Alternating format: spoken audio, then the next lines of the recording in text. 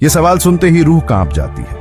ये दो देश न सिर्फ इतिहास, सरहद और कश्मीर जैसे विवादों में उलझे हुए हैं, बल्कि दोनों परमाणु हथियारों से लैस हैं। किसी भी छोटी सी घटना का बड़ा असर हो सकता है, और यही डर आज भी दक्षिण एशिया को झकझोर कर रखता है। भारत और पाकिस्तान के बीच दुश्मनी 1947 के बंटवारे के साथ ही शुरू हो गई थी। 4 बड़े युद्ध, अनगिनत सीमा संघर्ष और आतंकवादी घटनाएं, ये दोनों देशों के रिश्तों की कहानी है। 1998 में जब दोनों देशों ने परमाणु परीक्षण किए तो दुनिया ने सिहरते हुए इसे साउथ एशियन मैडनेस कहा। ये वो वक्त था जब एक चिंगारी पूरी दुनिया को राख में बदल सकती थी।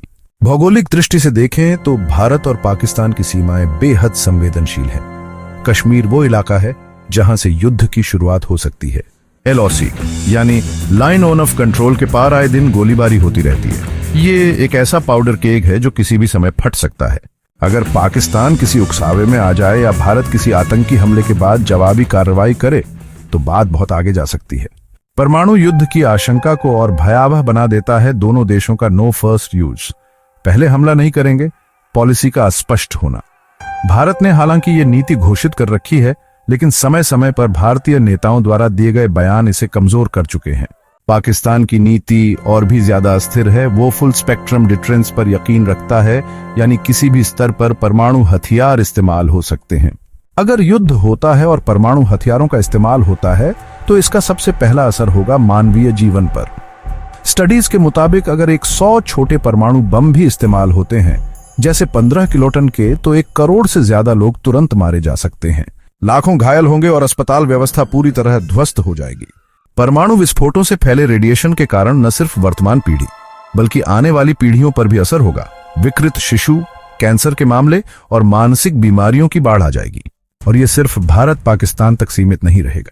एक और डरावना पहलू है जलवायु पर असर। वैज्ञानिकों का कहना है कि एक सीमित परमाणु युद्ध भी वैश्विक तापमान को 1.5 डिग्री सेल्सियस तक गिरा सकता है। सूर्य की रोशनी धुएं के कारण धरती तक नहीं पहुंचेगी, जिसे न्यूक्लियर विंटर कहते हैं। इससे वैश्विक खाद्य आपूर्ति ठप हो जाएगी, फसलें बर्बाद होंगी और करोड़ों लोग भूख से मर सकते हैं। आर्थिक रूप से भी यह पूरी दुनिया के लिए तबाही लाएगा। भारत और पाकिस्तान दोनों दक्षिण एशिया के प्रमुख बाजार हैं। युद्ध से स्टॉक मार्केट्स क्रैश करेंगे, तेल की कीमतें आसमान छू लेंगी और वैश्विक व्यापार ठप हो जाएगा।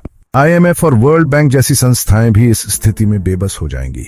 भू राजनीतिक स्तर पर चीन, अमेरिका और रूस जैसे देशों की भूमिका बेहद महत्वपूर्ण होगी। चीन पाकिस्तान का रणनीतिक साझेदार है, जबकि अमेरिका भारत के करीब है। अगर युद्ध लंबा चला तो ये देश अपने अपने पाले में उतर सकते हैं और तीसरे विश्व युद्ध की संभावना भी बन सकती है। युद्ध का एक और बड़ा परिणाम होगा प्रवासन। लाखों लोग अपनी जान बचाने के लिए सीमाओं को पार करेंगे, जिससे शरणार्थी संकट उत्पन्न होगा। यूरोप, मध्य एशिया और खाड़ी देशों तक इसका असर जाएगा। आतंकवादी संगठन भी इस अफरा तफरी का फायदा उठाकर फिर से सिर उठा सकते हैं। परमाणु हथियारों की दौड़ भी तेज हो जाएगी। अन्य देश जो अभी तक न्यूक्लियर स्टेट नहीं है, वो भी हथियार बनाने लगेंगे।